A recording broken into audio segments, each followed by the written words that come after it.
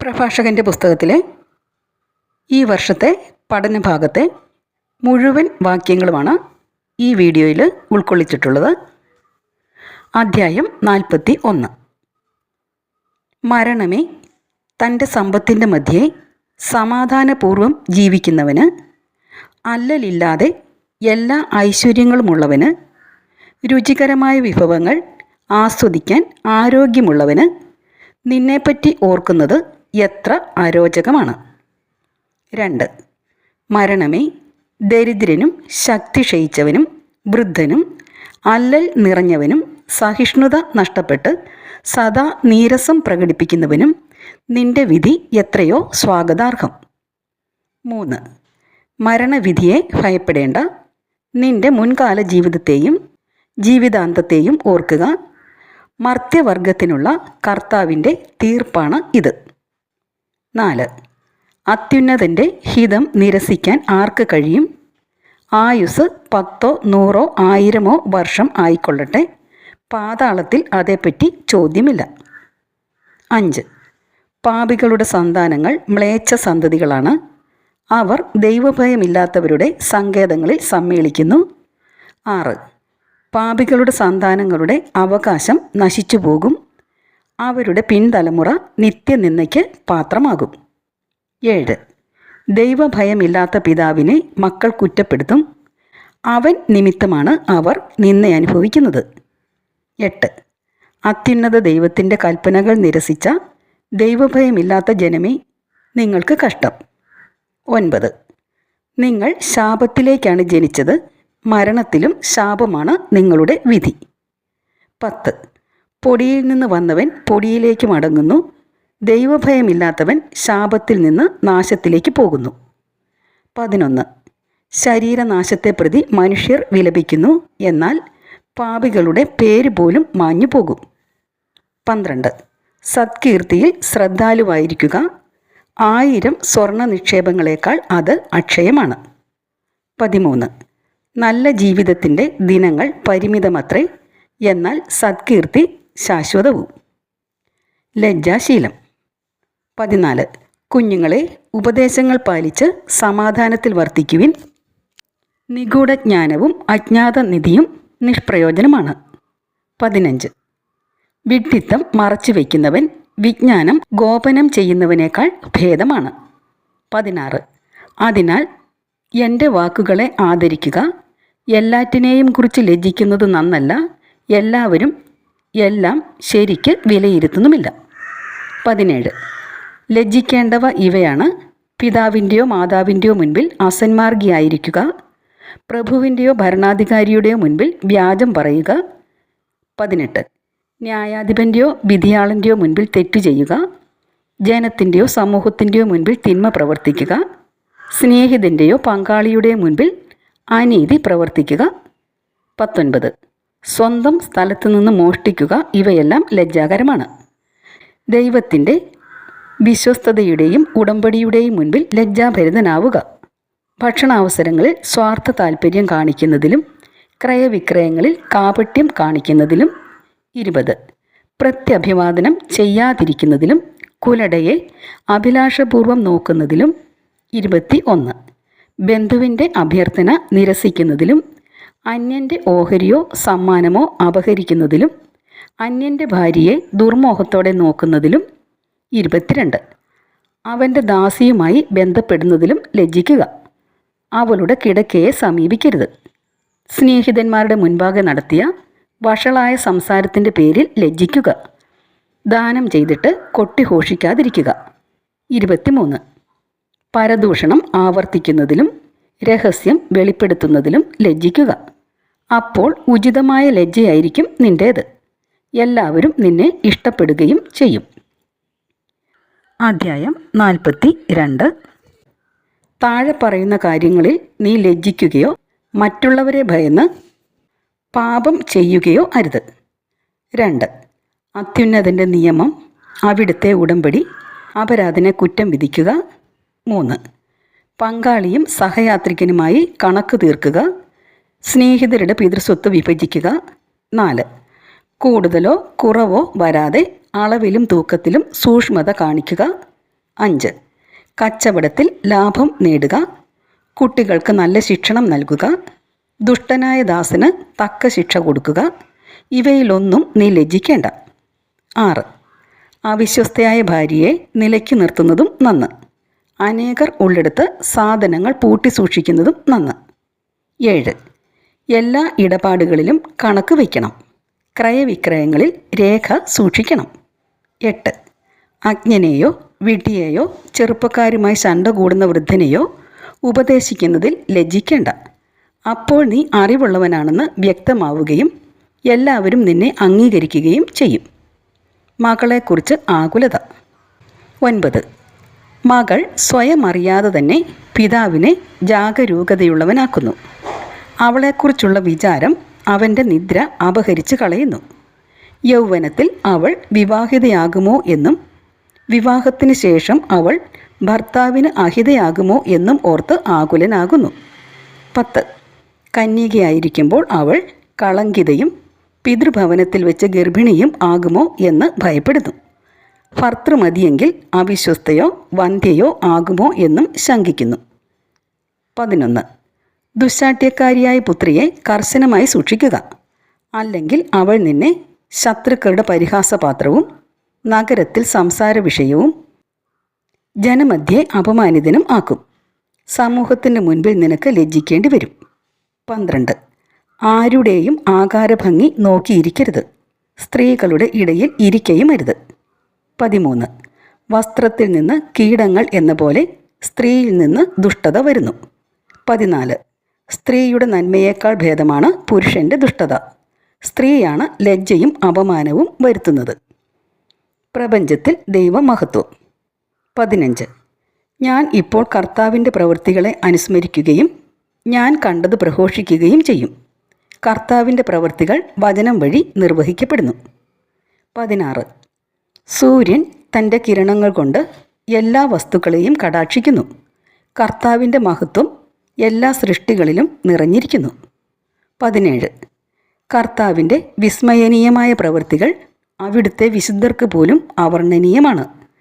പ്രപഞ്ചം മുഴുവൻ തൻ്റെ മഹത്വത്തിൽ നിലകൊള്ളാൻ വേണ്ടി സർവശക്തനായ കർത്താവ് സ്ഥാപിച്ചവയത്രേ അവ. 18. അവിടുന്ന് ആഴിയുടെ അഗാധത്തെയും മനുഷ്യഹൃദയങ്ങളെയും പരിശോധിച്ച് അവയുടെ നിഗൂഢതകൾ ഗ്രഹിക്കുന്നു. അറിയേണ്ടതെല്ലാം അവിടുന്ന് അറിയുന്നു. കാലത്തിൻ്റെ സൂചനകൾ അവിടുന്ന് നിരീക്ഷിക്കുകയും ചെയ്യുന്നു. 19. ഭൂതവും ഭാവിയും അവിടുന്ന് പ്രഖ്യാപിക്കുന്നു. നിഗൂഢ രഹസ്യങ്ങൾ അവിടുന്ന് വെളിപ്പെടുത്തുന്നു. 20. ഒരു ചിന്തയും അവിടുത്തേക്ക് അജ്ഞാതമല്ല, ഒരു വാക്കും കർത്താവിന് മറഞ്ഞിരിക്കുന്നില്ല. 21. അവിടുത്തെ ജ്ഞാനത്തിൻ്റെ മഹിമകൾ അവിടുന്ന് ക്രമീകരിച്ചിരിക്കുന്നു. അവിടുന്ന് അനാദി മുതൽ അനന്തത വരെ സ്ഥിതി ചെയ്യുന്നു. ഒന്നും കൂട്ടാനോ കുറയ്ക്കാനോ സാധിക്കുകയില്ല. അവിടുത്തേക്ക് ഉപദേശകരെയും ആവശ്യമില്ല. 22. അവിടുത്തെ പ്രവൃത്തികൾ എത്ര അഭികാമ്യം, അവ കാഴ്ചയ്ക്ക് എത്ര ദീപ്തമാണ്. 23. അവയെല്ലാം എന്നേക്കും ജീവിക്കുകയും നിലനിൽക്കുകയും ചെയ്യുന്നു. സ്വധർമ്മത്തോട് വിശ്വസ്തത പുലർത്തുന്നു. 24. എല്ലാ വസ്തുക്കളും ജോഡികളായി ദ്വന്ദ്ങ്ങളായി സൃഷ്ടിക്കപ്പെട്ടിരിക്കുന്നു. ഒന്നും അപൂർണമല്ല. 25. ഒന്ന് മറ്റൊന്നിന് പൂരകമാണ്. അവിടുത്തെ മഹത്വം ദർശിച്ച് ആർക്കെങ്കിലും മതിവരുമോ? അധ്യായം 43. തെളിഞ്ഞ ആകാശവിധാനം സ്വർഗീയ ഔന്നത്യത്തിൻ്റെ അഭിമാനമാണ്. സ്വർഗം എത്ര മഹനീയ ദൃശ്യമാണ്. 2. അത്യുന്നതൻ്റെ സൃഷ്ടി എത്ര വിസ്മയാവഹമെന്ന് ഉദിച്ചുയരുന്ന സൂര്യൻ പ്രഘോഷിക്കുന്നു. 3. മധ്യാഹ്നത്തിൽ അത് ഭൂമിയെ വരട്ടുന്നു. അതിൻ്റെ അത്യുഗ്രമായ ചൂട് സഹിക്കാൻ ആർക്കു കഴിയും? 4. ചൂള ജ്വലിപ്പിക്കുന്നവൻ എരിയുന്ന ചൂടിൽ ജോലി ചെയ്യുന്നു. സൂര്യനാകട്ടെ അതിൻ്റെ 3 ഇരട്ടി ചൂടിലാണ് പർവ്വതങ്ങളെ ദഹിപ്പിക്കുന്നത്. അത് അഗ്നിശരങ്ങൾ ചൊരിയുന്നു, ഉജ്ജ്വല രശ്മികൾ കൊണ്ട് കണ്ണഞ്ചിക്കുന്നു. 5. ഇതു സൃഷ്ടിച്ച കർത്താവ് ഉന്നതനാണ്. അവിടുത്തെ കൽപ്പനയിൽ അത് ഗതിവേഗം കൂട്ടുന്നു. 6. യഥാസമയം സ്വധർമ്മം അനുഷ്ഠിക്കാൻ ചന്ദ്രനെയും അവിടുന്ന് സൃഷ്ടിച്ചു. കാലം നിർണയിക്കാനും ശാശ്വതമായ അടയാളമായിരിക്കാനും തന്നെ. 7. ഉത്സവ ദിനങ്ങൾ ചന്ദ്രനെ നോക്കി നിർണയിക്കുന്നു. പൂർണ്ണതയിൽ എത്തിയിട്ട് ക്ഷയിക്കുന്ന വെളിച്ചമാണത്. 8. അത്ഭുതകരമായി വളരുന്ന ചന്ദ്രക്കലയെ അടിസ്ഥാനമാക്കി മാസങ്ങൾക്ക് പേര് നൽകുന്നു. ആകാശ സൈന്യങ്ങളുടെ പ്രകാശഗോപുരമാണത്. 9. നക്ഷത്രങ്ങളുടെ ശോഭ ആകാശത്തിൻ്റെ സൗന്ദര്യമാകുന്നു. കർത്താവിൻ്റെ ഉന്നതങ്ങളിൽ മിന്നിത്തിളങ്ങുന്ന അലങ്കാര നിരയും. 10. പരിശുദ്ധൻ്റെ കൽപ്പനയാൽ അവ യഥാസ്ഥാനം നിലകൊള്ളുന്നു. അവ ഒരിക്കലും കണ്ണു ചിമ്മുന്നില്ല. 11. ശോഭയാൽ അഴകുറ്റ മഴവില്ലിനെ നോക്കി അതിൻ്റെ സൃഷ്ടാവിനെ സ്തുതിക്കുവിൻ. 12. മനോഹരമായ ചാപം കൊണ്ട് അത് ആകാശത്തെ വലയം ചെയ്യുന്നു. അത്യുന്നതൻ്റെ കരങ്ങളാണ് അത് കുലച്ചിരിക്കുന്നത്. 13. അവിടുന്ന് തൻ്റെ കൽപ്പനയാൽ ഹിമവാതം അയക്കുന്നു. തൻ്റെ വിധിയുടെ മിന്നൽ പിണരുകളെ ത്വരിപ്പിക്കുന്നു. 14. അങ്ങനെ സംഭരണശാലകൾ തുറന്ന് മേഘങ്ങൾ പക്ഷികളെപ്പോലെ പറക്കുന്നു. 15. തൻ്റെ മഹത്വത്താൽ അവിടുന്ന് മേഘങ്ങളെ ഒരുമിച്ച് കൂട്ടി ആലിപ്പഴങ്ങളായി നുറുക്കുന്നു. 16. അവിടുന്ന് പ്രത്യക്ഷപ്പെടുമ്പോൾ പർവ്വതങ്ങൾ വിറകൊള്ളുന്നു. അവിടുന്ന് ഇച്ഛിക്കുമ്പോൾ തെക്കൻ കാറ്റ് വീശുന്നു. 17. മേഘഗർജനം കൊണ്ട് അവിടുന്ന് ഭൂമിയെ ശാസിക്കുന്നു. വടക്കൻ കാറ്റും ചുഴലിക്കാറ്റും കൊണ്ടും ശാസിക്കുന്നു. പറന്നിറങ്ങുന്ന പക്ഷികളെപ്പോലെ അവിടുന്ന് മഞ്ഞ് വിതറുന്നു. വെട്ടുക്കിളി പറ്റം പോലെ അത് ഇറങ്ങി വരുന്നു. 18. അതിൻ്റെ വെണ്മ കണ്ണഞ്ചിക്കുന്നതാണ്. അത് വീഴുന്നത് കണ്ട് മനസ്സ് വിസ്മയഭരിതമാകുന്നു. 19. അവിടുന്ന് ഭൂമിയിൽ ഉപ്പുപോലെ തുഷാരം വിതറുന്നു. ഉറയുമ്പോൾ അത് കൂർത്ത മുള്ളുപോലെ ആകുന്നു. 20. തണുത്ത വടക്കൻ കാറ്റ് വീശി ജലോപരിതലം മഞ്ഞുകട്ടയാകുന്നു. ജലാശയങ്ങളുടെ മുകളിൽ അത് പൊങ്ങിക്കിടക്കുകയും ജലം അതിനെ പടച്ചട്ട പോലെ അണിയുകയും ചെയ്യുന്നു. 21. പർവ്വതങ്ങൾ ചൂടുകൊണ്ട് ദഹിക്കുകയും മരുഭൂമി വരളുകയും സസ്യങ്ങൾ അഗ്നി കൊണ്ടെന്ന പോലെ വാടിക്കരിയുകയും ചെയ്യുന്നു. 22. എന്നാൽ മൂടൽമഞ്ഞ് എല്ലാറ്റിനെയും അതിവേഗം സുഖപ്പെടുത്തുന്നു. മഞ്ഞ് പ്രത്യക്ഷമാകുമ്പോൾ ചൂട് ശമിച്ച് ഉന്മേഷം ഉണ്ടാകുന്നു. 23. അത്യഗാധത്തെ നിശ്ചലമാക്കി അതിൽ ദ്വീപുകൾ പ്രതിഷ്ഠിച്ചത് അവിടുത്തെ നിശ്ചയമാണ്. 24. സമുദ്രസഞ്ചാരികൾ അതിലെ അപകടങ്ങളെപ്പറ്റി സംസാരിക്കുന്നു. നാം അത് കേട്ട് വിസ്മയിക്കുന്നു. 25. അസാധാരണവും അത്ഭുതകരവുമായ സൃഷ്ടികൾ അതിലുണ്ട്. എല്ലാത്തരം ജീവജാലങ്ങളും അതികായങ്ങളായ സമുദ്രസത്വങ്ങളും അതിലുണ്ട്. 26. സ്വന്തം ശക്തിയാൽ അവിടുന്ന് ലക്ഷ്യം പ്രാപിക്കുന്നു. അവിടുത്തെ വചനത്താൽ എല്ലാം നിശ്ചിത മാർഗത്തിൽ ചരിക്കുന്നു. 27. എത്ര പറഞ്ഞാലും മുഴുവനാവുകയില്ല. എല്ലാറ്റിൻ്റെയും സാരം ഇതാണ്: അവിടുന്നാണ് സർവവും. 28. അവിടുത്തെ പ്രകീർത്തിക്കാൻ എവിടുന്നാണ് നമുക്ക് ശക്തി ലഭിക്കുക? എല്ലാ സൃഷ്ടികളെയും കാൾ അവിടുന്ന് ഉന്നതമാണ്. 29. കർത്താവ് ഭയവും ഭക്തിയും ജനിപ്പിക്കുന്നു. അവിടുന്ന് അത്യുന്നതനും അവിടുത്തെ ശക്തി അത്ഭുതകരവും ആണ്. 30. എല്ലാ കഴിവും ഉപയോഗിച്ച് കർത്താവിനെ സ്തുതിക്കുവിൻ. അവിടുന്ന് അതിനും ഉപരിയാണ്. സർവശക്തിയോടും കൂടെ അവിടുത്തെ പുകഴ്ത്തുവിൻ. തളർന്നു പോകരുത്. എത്ര പുകഴ്ത്തിയാലും പരിധിയിൽ എത്തുകയില്ല. 31. ആര് അവിടുത്തെ കണ്ടിട്ടുണ്ട്? ആർക്ക് അവിടുത്തെ വർണ്ണിക്കാൻ കഴിയും? ആർക്ക് അവിടുത്തെ വേണ്ട വിധം പുകഴ്ത്താൻ കഴിയും? 32. ഇവയേക്കാൾ മഹത്തായ നിരവധി കാര്യങ്ങൾ നമുക്ക് അജ്ഞാതമായി വർത്തിക്കുന്നു. അവിടുത്തെ ഏതാനും സൃഷ്ടികൾ മാത്രമേ നാം ദർശിച്ചിട്ടുള്ളൂ. 33. എല്ലാം സൃഷ്ടിച്ചത് കർത്താവാണ്. തൻ്റെ ഭക്തർക്ക് അവിടുന്ന് ജ്ഞാനം പ്രദാനം ചെയ്യുന്നു.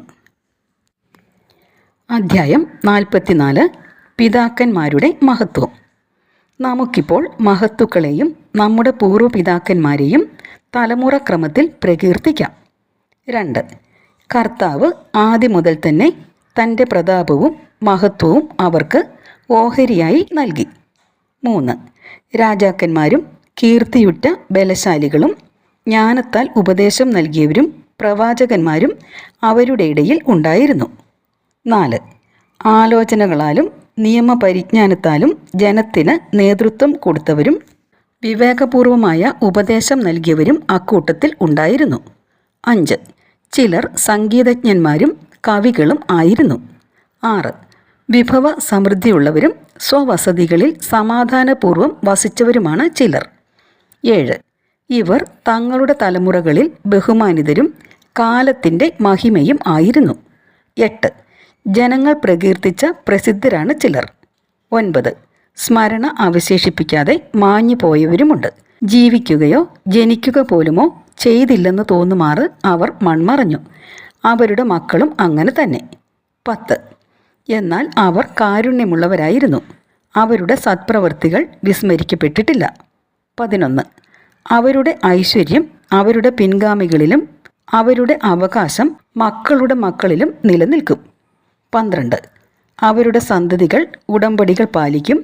അവരുടെ മക്കളും അവയ്ക്ക് വേണ്ടി നിലകൊള്ളും. 13. അവരുടെ ഭാവി തലമുറകൾ എന്നേക്കും നിലനിൽക്കും. അവരുടെ പ്രതാപം മാഞ്ഞു പോവുകയില്ല. 14. അവർ സമാധാനത്തിൽ സംസ്കരിക്കപ്പെട്ടു. അവരുടെ പേര് തലമുറകൾ തോറും നിലനിൽക്കും.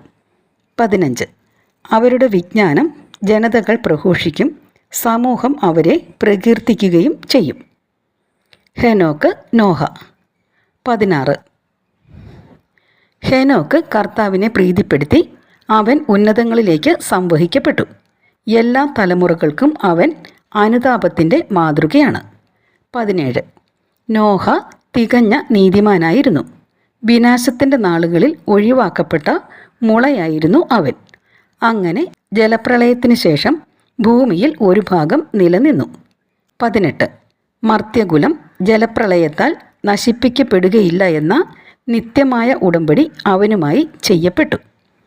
അബ്രഹാം, ഇസഹാക്ക്, യാക്കോബ്. 19. അനേക ജനതകളുടെ പൂർവ്വപിതാവായിരുന്നു അബ്രഹാം. മഹത്വത്തിൽ അവന് സമനായി ആരുമില്ല. 20. അവൻ അത്യുന്നതൻ്റെ നിയമം പാലിക്കുകയും അവിടുന്ന് അവനുമായി ഉടമ്പടിയിൽ ഏർപ്പെടുകയും ചെയ്തു. അവൻ സ്വശരീരത്തിൽ ഉടമ്പടിയുടെ മുദ്ര പതിച്ചു. പരീക്ഷിക്കപ്പെട്ടപ്പോൾ അവൻ വിശ്വസ്തത തെളിയിച്ചു. 21. അതിനാൽ അവൻ്റെ സന്തതി വഴി ജനതകൾ അനുഗ്രഹിക്കപ്പെടുമെന്ന് കർത്താവ് അവനോട് ശപഥം ചെയ്തു. ഭൂമിയിലെ മണൽത്തരി പോലെ അവനെ വർദ്ധിപ്പിക്കുമെന്നും അവൻ്റെ സന്തതി ആകാശത്തിലെ നക്ഷത്രങ്ങൾ പോലെ പെരുകുമെന്നും അവർ സമുദ്രം മുതൽ സമുദ്രം വരെയും മഹാനദി മുതൽ ഭൂമിയുടെ അതിർത്തികൾ വരെയും അവകാശമാക്കാൻ ഇടവരുത്തുമെന്നും അവന് വാഗ്ദാനം ലഭിച്ചു. 22. ഇസഹാക്കിനും പിതാവായ അബ്രാഹാം മൂലം അതേ വാഗ്ദാനം നൽകപ്പെട്ടു. 23. എല്ലാ മനുഷ്യർക്കും വേണ്ടിയുള്ള അനുഗ്രഹവും ഉടമ്പടിയും യാക്കോബിൻ്റെ ശിരസിൽ അവിടുന്ന് വെച്ചു. അവിടുന്ന് അവനെ അംഗീകരിച്ച് പൈതൃകാവകാശം നൽകി. അവിടുന്ന് ഓഹരി നിശ്ചയിച്ച് അത് 12 ഗോത്രങ്ങൾക്കായി ഭാഗിച്ചു കൊടുത്തു. അധ്യായം 45. മോശ. 1. യാക്കോബിൻ്റെ സന്തതികളിൽ നിന്ന് കാരുണ്യവാനായ ഒരുവനെ കർത്താവ് ഉയർത്തി. അവൻ ജനത്തിന് സുസമ്മതനായി. ദൈവത്തിൻ്റെയും മനുഷ്യരുടെയും പ്രീതിക്ക് അവൻ പാത്രമായി. അവനത്രേ ഭാഗ്യസ്മരണാർഹനായ മോശ. 2. അവിടുന്ന് അവനെ മഹത്വത്തിൽ ദൈവദൂതന്മാർക്ക് സമനാക്കി. ശത്രുക്കൾക്ക് ഭയകാരണമാകത്തക്ക വിധം അവനെ ശക്തനാക്കി. 3. അവൻ അപേക്ഷിച്ചപ്പോൾ അവിടുന്ന് അടയാളങ്ങൾ പിൻവലിച്ചു.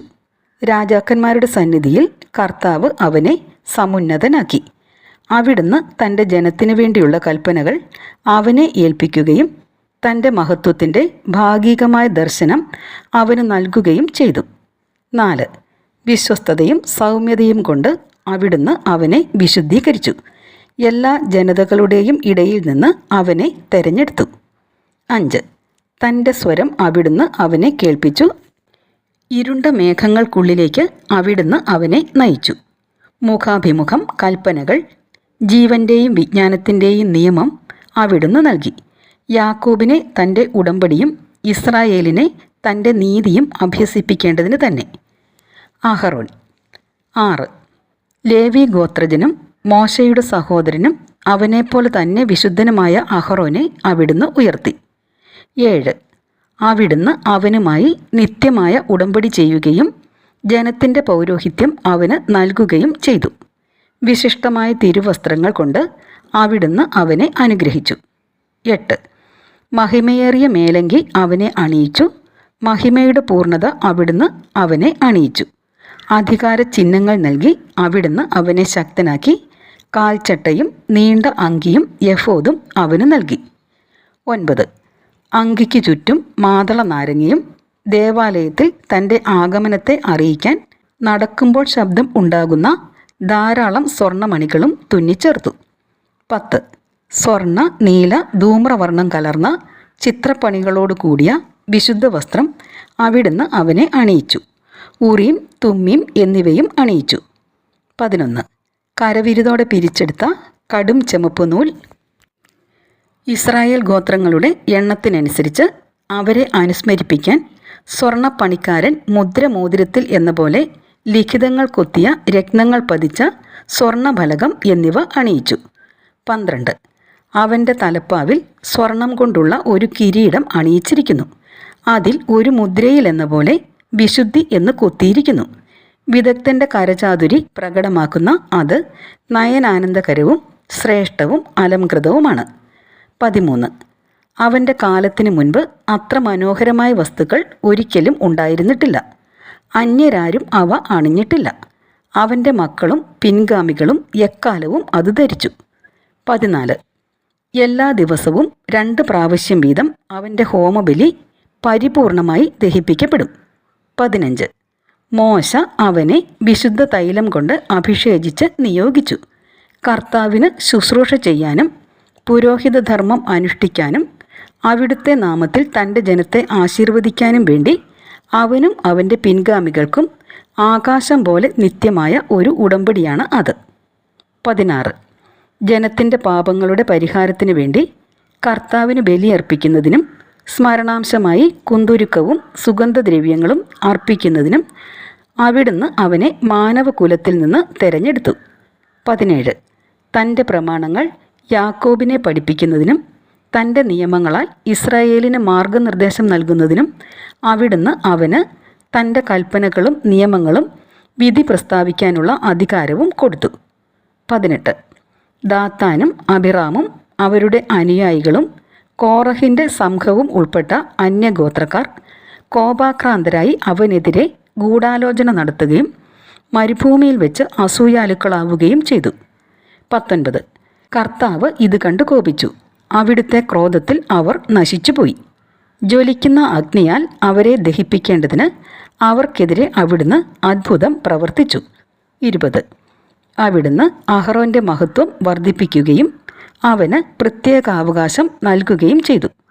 അതിവിശിഷ്ടമായ ആദ്യഫലങ്ങൾ അവിടുന്ന് അനുവദിച്ചു കൊടുക്കുകയും ആദ്യഫലങ്ങൾ കൊണ്ടുള്ള അപ്പം ധാരാളമായി അവന് നൽകുകയും ചെയ്തു. 21. കർത്താവിന് നൽകിയ ബലിവസ്തുക്കൾ അവനും അവൻ്റെ പിൻഗാമികളും ഭക്ഷിക്കുന്നു. 22. എന്നാൽ ദേശത്ത് അവന് യാതൊരു അവകാശവും ഓഹരിയും ഉണ്ടായിരിക്കുകയില്ല. കർത്താവ് തന്നെയാണ് അവൻ്റെ ഓഹരിയും അവകാശവും. ഫിനെഹാസ്. 23. എലയാസറിൻ്റെ പുത്രനായ ഫിനെഹാസിനാണ് മഹത്വത്തിൻ്റെ 3-ാം സ്ഥാനം. അവൻ ദൈവഭക്തിയിൽ തീഷ്ണതയുള്ളവനായിരുന്നു. ജനം വഴിതെറ്റിയപ്പോഴും അവൻ ഉറച്ചു നിന്നു.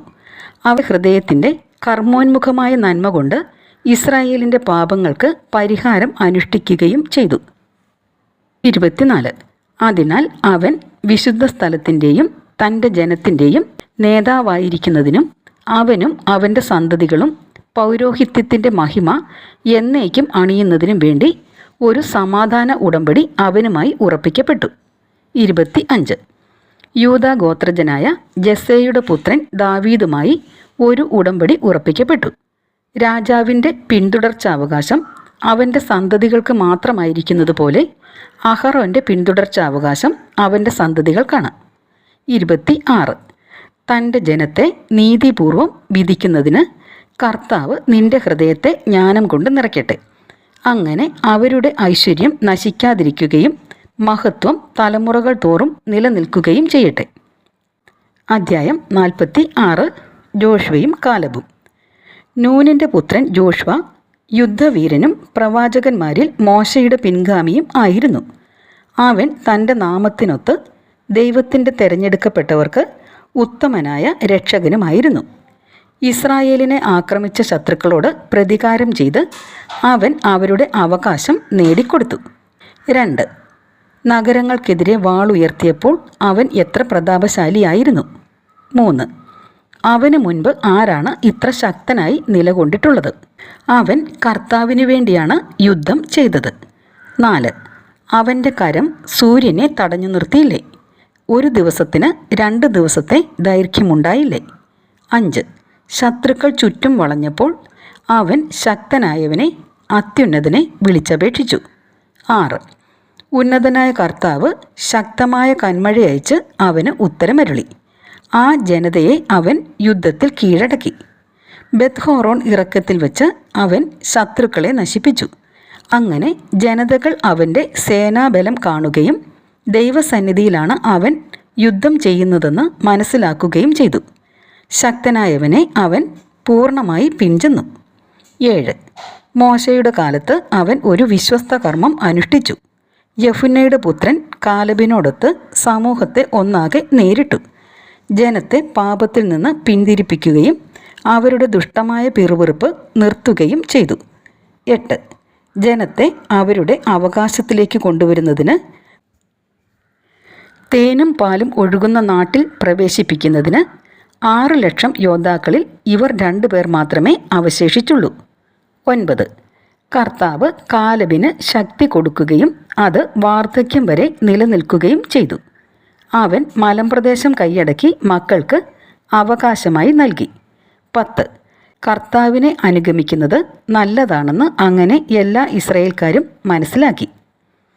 ന്യായാധിപന്മാർ സാമുവൽ. 11. അവിശ്വസ്തത അറിയാത്ത ഹൃദയത്തോടു കൂടിയ, കർത്താവിൽ നിന്ന് പിന്തിരിഞ്ഞു പോകാത്ത അനേകം ന്യായാധിപന്മാരുണ്ട്. അവരുടെ സ്മരണ അനുഗ്രഹീതമായിരിക്കട്ടെ. 12. ശവകുടീരങ്ങളിൽ നിന്ന് അവരുടെ അസ്ഥികൾ നവജീവൻ പ്രാപിക്കട്ടെ. സംപൂജ്യരായ അവരുടെ നാമം പുത്രന്മാരിലൂടെ ജീവിക്കട്ടെ. 13. കർത്താവിന് പ്രിയങ്കരനും അവിടുത്തെ പ്രവാചകനുമായ സാമുവേൽ രാജ്യം സ്ഥാപിക്കുകയും ജനത്തിന് അധികാരികളെ അഭിഷേചിക്കുകയും ചെയ്തു. 14. കർത്താവിൻ്റെ നിയമമനുസരിച്ച് അവൻ സമൂഹത്തിൽ ന്യായം നടത്തി. കർത്താവ് യാക്കോബിനെ സംരക്ഷിച്ചു. 15. വിശ്വസ്തത നിമിത്തം അവൻ പ്രവാചകനാണെന്ന് തെളിഞ്ഞു. വാക്കുകളിലൂടെ വിശ്വാസ്യനായ ദീർഘദർശിയായി അറിയപ്പെടുകയും ചെയ്തു. 16. ശത്രുക്കൾ എല്ലാ വശത്തും നിന്ന് ഞെരുക്കിയപ്പോൾ അവൻ ശക്തനായ കർത്താവിനെ വിളിച്ചപേക്ഷിക്കുകയും മുല കുടിക്കുന്ന ആട്ടിൻകുട്ടിയെ ബലിയർപ്പിക്കുകയും ചെയ്തു. 17. അപ്പോൾ കർത്താവ് ആകാശത്തിൽ ഇടിമുഴക്കി, അവിടുത്തെ ശബ്ദം ശക്തമായി മുഴങ്ങി. 18. ടൈറിലെ ജനനേതാക്കളെയും ഫിലിസ്ത്യ ഭരണാധികാരികളെയും അവിടുന്ന് നിർമ്മാർജ്ജനം ചെയ്തു. 19. നിത്യനിദ്രയ്ക്ക് മുൻപായി സാമുവേൽ കർത്താവിൻ്റെയും അവിടുത്തെ അഭിഷിക്തൻ്റെയും മുൻപിൽ ജനത്തെ സാക്ഷി നിർത്തി വിളിച്ചു പറഞ്ഞു, ഞാൻ ആരുടെയും സ്വത്ത് കയ്യേറിയിട്ടില്ല, ഒരു ജോഡി ചെരുപ്പ് പോലും എടുത്തിട്ടില്ല, ആരും അവനിൽ കുറ്റമാരോപിച്ചില്ല. 20. നിദ്ര പ്രാപിച്ചതിന് ശേഷം പോലും അവൻ പ്രവചിച്ചു. രാജാവിനെ അവൻ്റെ മരണം മുൻകൂട്ടി അറിയിച്ചു. ജനത്തിൻ്റെ ദുഷ്ടത മായ്ച്ചു കളയാൻ മണ്ണിൽ നിന്ന് അവൻ സ്വരമുയർത്തി പ്രവചിച്ചു. അധ്യായം 47. ദാവീദ്. 1. അവനുശേഷം ദാവീദിൻ്റെ നാളുകളിൽ നാഥാൻ പ്രവചനം നടത്തി. 2. സമാധാന ബലിയിൽ വിശിഷ്ടമായ കൊഴുപ്പെന്ന പോലെ ഇസ്രായേൽ ജനത്തിൽ നിന്ന് ദാവീദ് തെരഞ്ഞെടുക്കപ്പെട്ടു. 3. അവൻ കോലാട്ടിൻകുട്ടികളോടുകൂടെ എന്ന പോലെ സിംഹങ്ങളുമായും ചെമ്മരിയാട്ടിൻകുട്ടികളോടുകൂടെ എന്ന പോലെ കരടികളുമായും കളിയാടി. 4. അവൻ യൗവനത്തിൽ കവിണയിൽ കല്ലു ചേർത്ത് കരം ഉയർത്തിയപ്പോൾ ഗോലിയാത്തിൻ്റെ അഹങ്കാരം തകർത്തില്ലേ? ആ മല്ലനെ കൊന്ന് അവൻ ജനത്തിൻ്റെ അപമാനം നീക്കിയില്ലേ? 5. അവൻ അത്യുന്നതനായ കർത്താവിനോട് അപേക്ഷിച്ചു. തൻ്റെ ജനത്തിൻ്റെ ശക്തി വർദ്ധിപ്പിക്കുന്നതിന് വേണ്ടി ഒരു യുദ്ധവീരനെ കൊല്ലുന്നതിന് അവിടുന്ന് അവൻ്റെ വലത്തുകരം ശക്തമാക്കി. 6. 10,000ങ്ങളുടെ മേൽ വിജയം വരിച്ചവൻ എന്ന് ആർത്ത് വിളിച്ചുകൊണ്ട് അവർ അവനെ മഹത്വത്തിൻ്റെ കിരീടം അണിയിച്ചു. കർത്താവിൻ്റെ അനുഗ്രഹങ്ങളെ പ്രതി അവർ അവനെ സ്തുതിച്ചു. 7. ചുറ്റുമുള്ള ശത്രുക്കളെ അവൻ തുടച്ചു മാറ്റി എതിരാളികളായ ഫിലിസ്ത്യരെ അവൻ നശിപ്പിച്ചു. ഇന്നും അവർ ശക്തിയറ്റവരായി കഴിയുന്നു. 8. തൻ്റെ എല്ലാ പ്രവൃത്തികളിലും അവൻ അത്യുന്നതൻ്റെ മഹത്വം പ്രകീർത്തിച്ച് പരിശുദ്ധനായ ദൈവത്തിന് കൃതജ്ഞതയർപ്പിച്ചു. അവൻ പൂർണ്ണ ഹൃദയത്തോടെ സൃഷ്ടാവിനെ സ്നേഹിക്കുകയും അവിടുത്തേക്ക് സ്തുതി പാടുകയും ചെയ്തു. 9. ബലിപീഠത്തിന് മുൻപിൽ മധുരമായ ഗാനം ആലപിക്കാൻ അവൻ ഗായക സംഘത്തെ നിയോഗിച്ചു. 10. അവൻ ഉത്സവങ്ങൾക്ക് മനോഹാരിത പകരുകയും അവയുടെ കാലം നിശ്ചയിക്കുകയും ചെയ്തു. അവർ ദൈവത്തിൻ്റെ വിശുദ്ധ നാമത്തെ സ്തുതിച്ചപ്പോൾ അവരുടെ സ്തുതിഗീതങ്ങളാൽ ഉദയത്തിന് മുൻപ് തന്നെ വിശുദ്ധ സ്ഥലം മുഖരിതമായി. 11.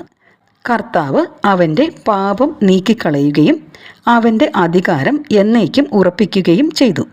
അവിടുന്ന് അവന് രാജത്വവും ഇസ്രയേലിൽ മഹത്വത്തിൻ്റെ സിംഹാസനവും ഉടമ്പടി വഴി നൽകി.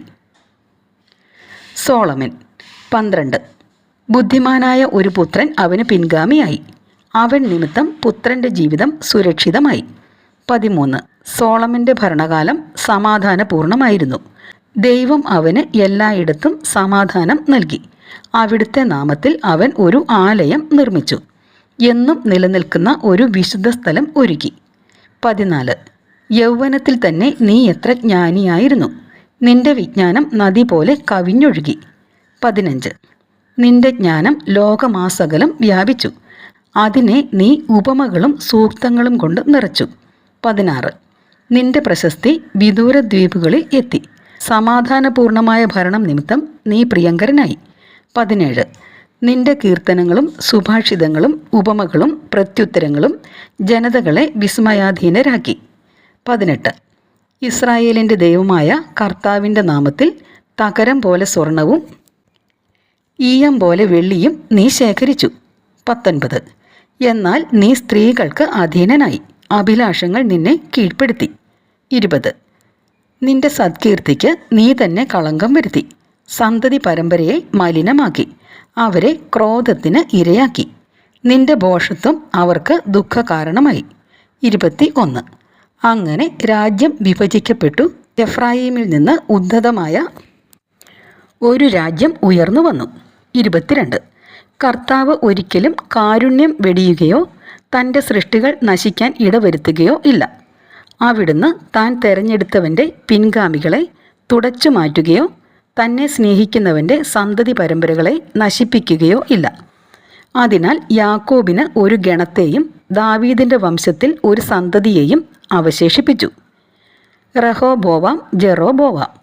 23. സോളമൻ പിതാക്കന്മാരോട് ചേർന്നു.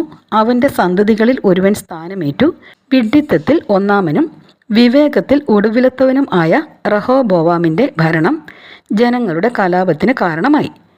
നെബാത്തിൻ്റെ പുത്രൻ ജെറോബോവാമും ഇസ്രയേലിനെ തിന്മയിലേക്ക് നയിച്ചു. എഫ്രായീമിനെ പാപമാർഗത്തിൽ നടത്തി.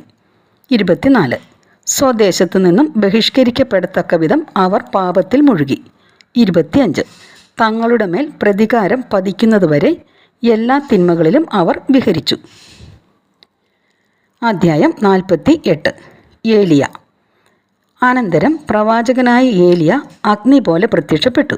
അവൻ്റെ വാക്കുകൾ പന്തം പോലെ ജ്വലിച്ചു. 2. അവൻ അവരുടെ മേൽ ക്ഷാമം വരുത്തി.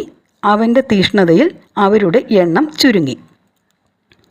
3. കർത്താവിൻ്റെ വാക്കുകൊണ്ട് അവൻ ആകാശവാതിലുകൾ അടച്ചു. 3 പ്രാവശ്യം അഗ്നിയിറക്കി. 4. ഏലിയ, അത്ഭുത പ്രവൃത്തികളിൽ നീ എത്ര മഹത്വമുള്ളവൻ. അത്തരം പ്രവൃത്തികളുടെ പേരിൽ അഭിമാനിക്കാൻ കഴിയുന്നവർ മറ്റാരുണ്ട്. 5. അത്യുന്നതൻ്റെ വാക്കുകൊണ്ട് നീ മരിച്ചവരുടെ ഇടയിൽ നിന്ന് പാതാളത്തിൽ നിന്ന് ഒരു ജഡത്തെ ഉയർപ്പിച്ചു. 6. നീ രാജാക്കന്മാരെ നാശത്തിലേക്ക് നയിക്കുകയും പ്രസിദ്ധന്മാരെ കിടക്കയിൽ നിന്ന് താഴെ ഇറക്കുകയും ചെയ്തു. 7. നീ സീനായിൽ വെച്ച് ഭീഷണികളും ഹോറബിൽ വെച്ച് പ്രതികാരത്തിൻ്റെ വിധികളും ശ്രവിച്ചു. 8. ശിക്ഷ നടത്താൻ രാജാക്കന്മാരെയും നിന്നെ പിന്തുടരാൻ പ്രവാചകന്മാരെയും നീ അഭിഷേകം ചെയ്തു. 9. ആഗ്നേയാശ്വങ്ങളെ ബന്ധിച്ച രഥത്തിൽ അഗ്നിയുടെ ചുഴലിക്കാറ്റിലാണല്ലോ നീ സംവഹിക്കപ്പെട്ടത്. 10. ദൈവത്തിൻ്റെ കോപം ആളിക്കത്തുന്നതിന് മുൻപ് അതിനെ തണുപ്പിക്കുന്നതിനും പിതാവിൻ്റെ ഹൃദയത്തെ പുത്രനിലേക്ക് തിരിക്കുന്നതിനും അങ്ങനെ യാക്കോബിൻ്റെ ഗോത്രങ്ങളെ പുനഃസ്ഥാപിക്കുന്നതിനും വേണ്ടി നിശ്ചിത സമയത്ത് നീ തിരിച്ചു വരുമെന്ന് എഴുതപ്പെട്ടിട്ടുണ്ടല്ലോ. 11. നിന്നെ കണ്ടവരും നിന്റെ സ്നേഹത്തിന് പാത്രമായവരും അനുഗ്രഹീതർ, അവർ ജീവിക്കും. എലീഷ. 12. ചുഴലിക്കാറ്റ് ഏലിയായെ വലയം ചെയ്തു. എലീഷായിൽ അവൻ്റെ ചൈതന്യം നിറഞ്ഞു. ജീവിതകാലത്ത് അവൻ അധികാരികളുടെ മുൻപിൽ ഭയന്ന് വിറച്ചില്ല. ആരും അവനെ കീഴടക്കിയില്ല. 13. ഒന്നും അവന് ദുസ്സാധ്യമായിരുന്നില്ല. മരിച്ചിട്ടും അവൻ പ്രവചിച്ചു. 14. ജീവിച്ചിരുന്നപ്പോഴെന്ന പോലെ മരണശേഷവും അവൻ അത്ഭുതങ്ങൾ പ്രവർത്തിച്ചു. 15. ഇതെല്ലാം കണ്ടിട്ടും ജനം അനുതപിച്ചില്ല. പാപത്തിൽ നിന്ന് പിന്മാറിയുമില്ല. സ്വദേശത്തു നിന്ന് അവരെ അടിമകളായി പിടിച്ചുകൊണ്ടുപോയി. അവർ ഭൂമിയിലെങ്ങും ചിതറി. ജനത്തിൽ ഒരു ചെറിയ ഗണം മാത്രം ദാവീദിൻ്റെ ഭവനത്തിൽ നിന്നുള്ള അധികാരികളോടുകൂടെ അവശേഷിച്ചു. 16. ചിലർ ദൈവത്തിന് പ്രീതികരമായി ജീവിച്ചു, മറ്റുള്ളവർ പാപത്തിൽ മുഴുകി. ഹെസക്കിയ, യെശയ്യ. 17. ഹെസക്കിയ തൻ്റെ നഗരം മതിലുകെട്ടി ഉറപ്പിക്കുകയും നഗരത്തിൽ നിന്ന് ജലം കൊണ്ടുവരികയും ചെയ്തു. അവൻ ഇരുമ്പുകൊണ്ട് പാറ തുരന്നു, കുളങ്ങൾ കുഴിച്ചു. 18. അവൻ്റെ നാളുകളിൽ സെന്നാകരീബ് രാജ്യം ആക്രമിക്കുകയും റബ്ഷക്കായെ അയക്കുകയും ചെയ്തു. അവൻ സിയോനെതിരെ കരം ഉയർത്തി അഹങ്കാര ജൽപ്പനം മുഴക്കി.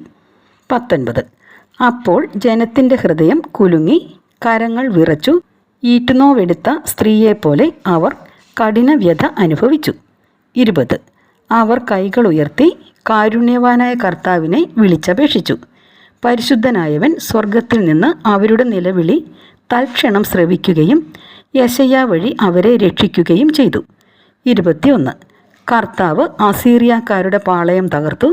അവിടുത്തെ ദൂതൻ അവരെ മായ്ച്ചു കളഞ്ഞു. 22. എന്തെന്നാൽ ഹെസക്കിയ ദൈവത്തിന് പ്രീതികരമായവ പ്രവർത്തിച്ചു. ഉന്നതനും വിശ്വാസ്യമായ ദർശനത്തോടു കൂടിയവനുമായ യെശയ്യാ പ്രവാചകന്റെ പ്രബോധനമനുസരിച്ച് അവൻ തൻ്റെ പിതാവായ ദാവീദിൻ്റെ മാർഗത്തിൽ ഉറച്ചു നിന്നു. 23. അവൻ്റെ കാലത്ത് സൂര്യൻ പുറകോട്ട് ചരിച്ചു. അവൻ വഴി രാജാവിൻ്റെ ആയുസ് ദീർഘിച്ചു. 24. ആത്മാവിൻ്റെ ശക്തിയാൽ അവൻ അവസാന നാളുകൾ ദർശിക്കുകയും സിയോനിൽ വിലപിച്ചുകൊണ്ടിരുന്നവരെ ആശ്വസിപ്പിക്കുകയും ചെയ്തു. 25. കാലത്തിൻ്റെ സമാപ്തിയിൽ സംഭവിക്കാനിരിക്കുന്ന നിഗൂഢ കാര്യങ്ങൾ സംഭവിക്കുന്നതിന് മുൻപ് അവൻ വെളിപ്പെടുത്തി. അധ്യായം 49. ഇസ്രായേലിലെ മറ്റ് മഹാന്മാർ. 1. വിദഗ്ധമായി ചേർത്തൊരുക്കിയ സുഗന്ധക്കൂട്ടുപോലെ പരിമളപൂരിതമാണ് ജോസിയായുടെ സ്മരണ. നാവിന് തേൻ പോലെയും വീഞ്ഞു സൽക്കാരത്തിൽ സംഗീതം പോലെയും ആണ് അത്. 2. ഉത്തമ മാർഗത്തിൽ അവൻ ചരിച്ചു, ജനത്തെ മാനസാന്തരപ്പെടുത്തി പാപത്തിൻ്റെ മ്ലേച്ഛത നീക്കിക്കളഞ്ഞു. 3. അവൻ ഹൃദയം കർത്താവിൽ ഉറപ്പിച്ചു, ദുഷ്ടരുടെ നാളുകളിൽ അവൻ ദൈവഭക്തി ബലപ്പെടുത്തി. 4. ദാവീദ്, ഹെസക്കിയ, ജോസിയ എന്നിവരൊഴികെ എല്ലാവരും പാപത്തിൽ മുഴുകി. അത്യുന്നതൻ്റെ നിയമം അവർ നിരസിച്ചു. അങ്ങനെ യൂദാ രാജവംശം അസ്തമിച്ചു. 5. അവർ അധികാരം മറ്റുള്ളവർക്ക് അടിയറ വെച്ചു, തങ്ങളുടെ മഹത്വം അന്യജനതയ്ക്കും. 6. ജെറമിയ പ്രവചിച്ചതുപോലെ ആ ജനത വിശുദ്ധ മന്ദിരം സ്ഥിതി ചെയ്യുന്ന തെരഞ്ഞെടുക്കപ്പെട്ട നഗരത്തിന് തീവച്ചു, അതിൻ്റെ തെരുവുകൾ ശൂന്യമാക്കി. 7. പിഴുതെടുക്കാനും പീഡിപ്പിക്കാനും നശിപ്പിക്കാനും പണിതുയർത്താനും നട്ടുവളർത്താനും വേണ്ടി അമ്മയുടെ ഉദരത്തിൽ വെച്ച് തന്നെ തെരഞ്ഞെടുക്കപ്പെട്ട പ്രവാചകനാണ് ജെറമിയ. അവനെ അവർ പീഡിപ്പിച്ചു. 8. കെരൂബുകളുടെ രഥത്തിന് മുകളിൽ ദൈവം വെളിപ്പെടുത്തിയ മഹത്വം യെസക്കിയേൽ ദർശിച്ചു. 9. ദൈവം ശത്രുക്കളുടെ മേൽ കൊടുങ്കാറ്റ് അയച്ചു, നീതിയുടെ മാർഗത്തിൽ ചരിച്ചവർക്ക് നന്മ ചെയ്തു. 10. 12 പ്രവാചകന്മാരുടെ അസ്ഥികൾ കുടീരങ്ങളിൽ നിന്ന് പുനർജീവിക്കട്ടെ. അവർ യാക്കോബിൻ്റെ ജനത്തെ ആശ്വസിപ്പിക്കുകയും ഉറച്ച പ്രത്യാശ നൽകി രക്ഷിക്കുകയും ചെയ്തു. 11. സെറുബാബേലിൻ്റെ മഹത്വം എങ്ങനെ വർണ്ണിക്കും? വലതു കൈയിലെ മോതിരം പോലെയായിരുന്നു അവൻ. 12. യഹോസദാക്കിൻ്റെ പുത്രനായ യശുവയും അങ്ങനെ തന്നെ. അവർ തങ്ങളുടെ നാളുകളിൽ ആലയം പണിതു. കർത്താവിൻ്റെ നിത്യമഹത്വത്തിനു വേണ്ടി വിശുദ്ധ മന്ദിരം പണിതുയർത്തി. 13. നെഹമ്യായുടെ സ്മരണയും ശാശ്വതമാണ്. അവൻ നമുക്ക് വേണ്ടി വീണുപോയ കോട്ടകൾ പടുത്തുയർത്തി. വാതിലുകളും ഓടാമ്പലുകളും നിർമ്മിക്കുകയും വീണുപോയ വീടുകൾ പുനരുദ്ധരിക്കുകയും ചെയ്തു. 14. ഹെനോക്കിന് തുല്യനായി ആരും ഭൂമുഖത്തുണ്ടായിട്ടില്ല. അവൻ ഭൂമിയിൽ നിന്ന് സംവഹിക്കപ്പെട്ടു. 15. ജോസഫിനെ പോലെ ആരും ജനിച്ചിട്ടില്ല. അവൻ്റെ അസ്ഥികൾ സൂക്ഷിക്കപ്പെടുന്നു. 16. ഷേമും സേത്തും ബഹുമാനിതരാണ്. സൃഷ്ടികൾക്കെല്ലാം ഉപരിയായി ആദവും. അധ്യായം 50. പ്രധാന പുരോഹിതൻ ശിമെയോൻ. ഓനിയാസിൻ്റെ പുത്രനും പ്രധാന പുരോഹിതനുമായ ശിമെയോൻ സഹോദരന്മാർക്ക് നേതാവും ജനത്തിന് അഭിമാനവും ആയിരുന്നു. അവൻ ദേവാലയം പുതുക്കി പണിയുകയും കോട്ട കെട്ടി സുരക്ഷിതമാക്കുകയും ചെയ്തു. 2. ദേവാലയത്തെ സംരക്ഷിക്കുന്ന ഉയർന്ന ഇരട്ട മതിലിന് അവൻ അടിസ്ഥാനമിട്ടു. 3.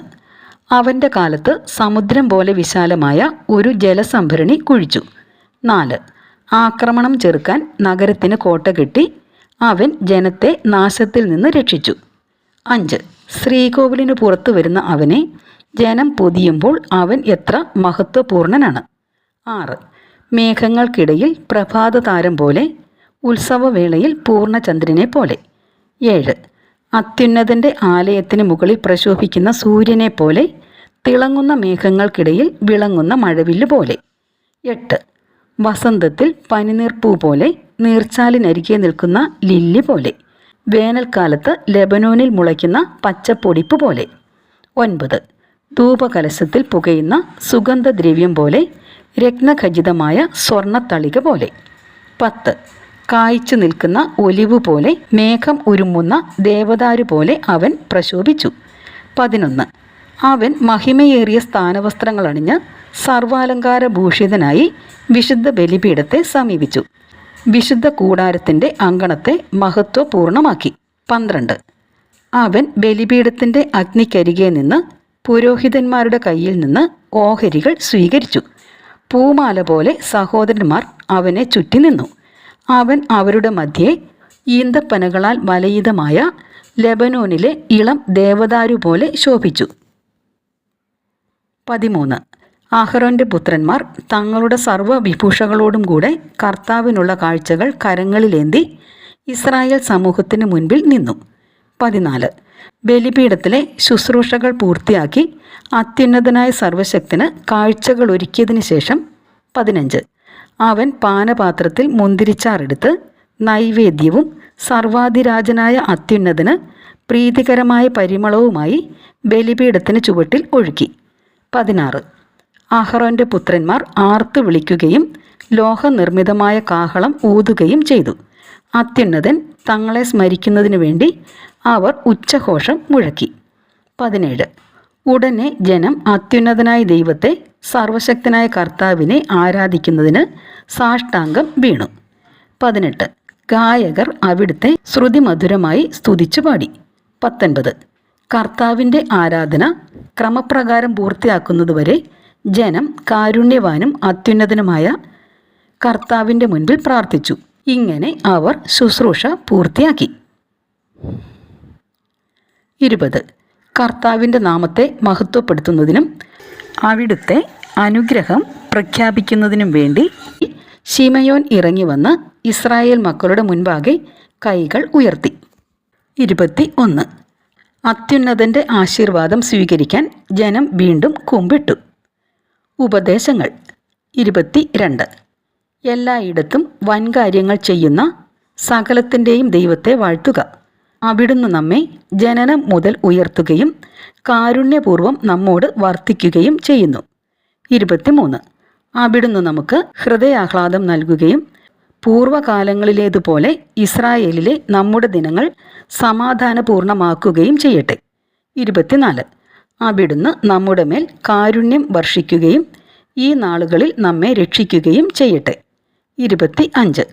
2 ജനതകൾ നിമിത്തം ഞാൻ ക്ലേശിക്കുന്നു, മൂന്നാമത്തത് ജനതയേ അല്ല. 26. സെയിർ മലയിൽ വസിക്കുന്നവരും ഫിലിസ്ത്യരും ഷെക്കേമിലെ മൂഢജനതയും. 27. വിജ്ഞാനത്തിൻ്റെയും വിവേകത്തിൻ്റെയും ഉപദേശങ്ങൾ ഈ ഗ്രന്ഥത്തിൽ ഞാൻ എഴുതിയിട്ടുണ്ട്. ജെറുസലേമിലെ എലയാസറിൻ്റെ മകൻ സീറാക്കിൻ്റെ പുത്രൻ യേശുവായ ഞാൻ ഹൃദയാഘാതത്തിൽ നിന്ന് പുറപ്പെടുവിച്ച ജ്ഞാനമാണ് ഇത്. 28. ഇക്കാര്യങ്ങളെപ്പറ്റി ചിന്തിക്കുന്നവൻ അനുഗ്രഹീതൻ, അവയെ ഹൃദയത്തിൽ പ്രതിഷ്ഠിക്കുന്നവൻ ജ്ഞാനിയാകും. 29. അവ അനുവർത്തിക്കുന്നവൻ എല്ലാറ്റിനും കഴിവുള്ളവനാകും. കർത്താവിൻ്റെ പ്രകാശമാണ് അവനെ നയിക്കുന്നത്.